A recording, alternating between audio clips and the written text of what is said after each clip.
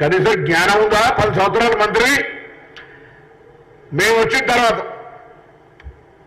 ప్రకృతిలో 3 కాలాలు, వర్షాకాలము, చలికాలము, ఎండాకాలం. మేము వచ్చిన తర్వాత వర్షాకాలం రాలే. దయచేసి తెలంగాణ ప్రజలు కూడా అర్థం చేసుకోండి. వర్షాకాలం టీఆర్ఎస్ ప్రభుత్వ అధికారాలు ఉన్నప్పుడే దాటిపోయింది. ఇప్పుడు ఎండాకాలం, మళ్ళీ వర్షాకాలం వస్తుంది. అప్పుడు వర్షాలు పడకపోతే కరువు. అసలు కరువు మీరు కూడా కారణమని అంటలే. ప్రకృతి అనేటువంటిది ప్రకృతి వైపరీత్యం జరిగింది ఇక్కడ. మీరు అధికారంలో ఉన్నప్పుడే వర్షాపాతం తక్కువైంది. నిజంగా నీకు చిత్తశుద్ధి ఉంటే, చేతనైతే మాతో కలిసిరా, కేంద్రంలో కొట్లాడదాం. ఉత్తర భారతదేశంలో ప్రకృతి వైపరీత్యాలకు ఏ విధంగా అయితే రైతులను ఆదుకోవడానికి నష్టపరిహారం ఇచ్చిందో ఆ విధంగా కలిసి కొట్లాడి తెచ్చుకుందాం. నాకు ఇంకొక ఆశ్చర్యకరమైన అనిపిస్తుంది. 25,000 నష్టపరిహారం కేసీఆర్ గారు, కేటీఆర్ గారు, హరీష్ రావు గారు మాట్లాడుతారు. 2,500 ఇచ్చారా మీ ముఖానికి? ఎప్పుడన్నా వడగల వారానికి ఇచ్చిరా పైసలు?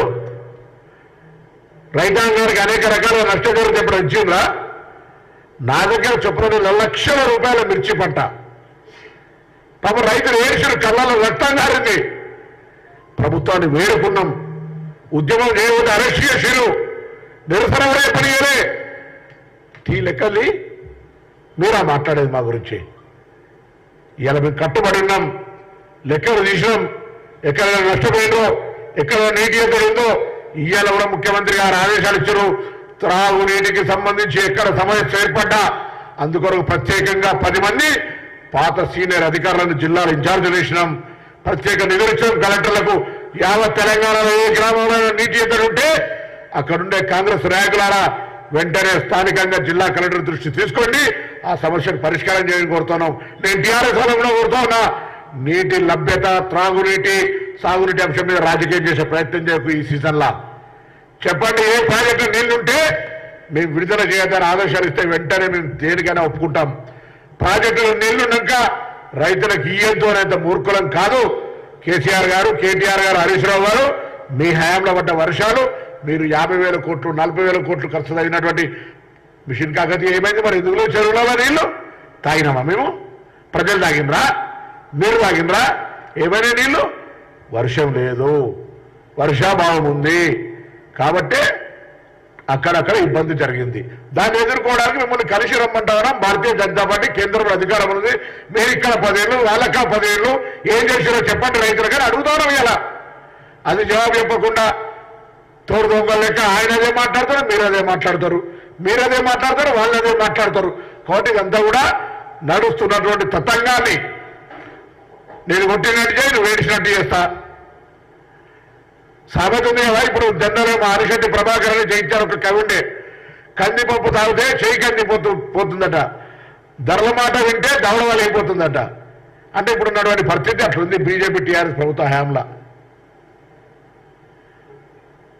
దాన్ని మార్పు చేయడానికి మేము ప్రజలను ఆర్థికంగా వారికి ఒక అవగాహన ఆలోచనతోటి ఏ విధంగా వాళ్ళకు మేము అండగా ఉంటామనేటువంటి మా మీద దాదాపు 100 రోజులు దాటి ఉన్న మా ప్రభుత్వం అహర్నిశలు కష్టపడి, రోజుకు మంత్రులందరూ కూడా మా గౌరవ శాసనసభ్యులు పార్టీ నాయకత్వంతో కూడా కష్టపడి ఎలా రాబోయే పార్లమెంటు లోపల తెలంగాణ ప్రజలకు న్యాయం జరగాలంటే పార్లమెంట్లో కాంగ్రెస్ ని గెలిపియాలని ఒక దీక్షతోటి వాళ్ళంతా పనిచేస్తా ఉన్నారు. అది జీర్ణించుకోలేని వీరిద్దరూ కాంగ్రెస్ పార్టీలో కుట్ర చేసే ప్రయత్నం చేస్తా ఉన్నారు.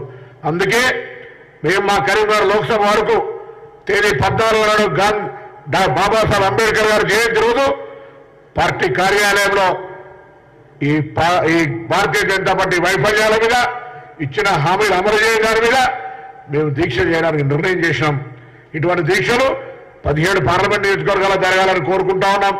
ఎక్కడి వాళ్ళక్కడ వాళ్ళ సౌకర్యాన్ని బట్టి టీఆర్ఎస్ వైఫల్యాల మీద కానీ, భారతీయ జనతా పార్టీ వైఫల్యాల మీద కానీ కార్యక్రమం జరగాలని కోరుకుంటాం. 14 తారీఖు నాడు తప్పకుండా.